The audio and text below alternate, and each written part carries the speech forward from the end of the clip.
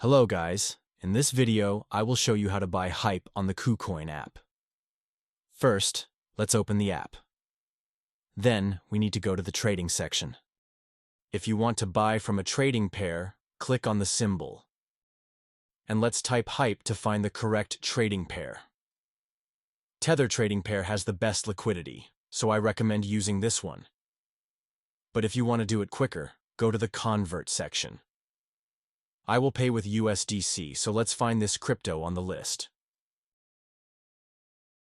I want to get Hype, so let's find it on the second list.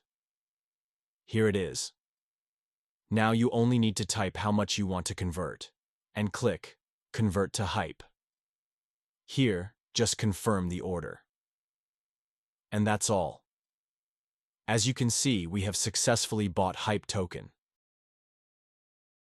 By the way, if you want to trade on Hyperliquid with discount on fees, check link in the description. So, that's the end of this video. Now, if you have found the content helpful, don't forget to give a like and subscribe to our channel for more content like this.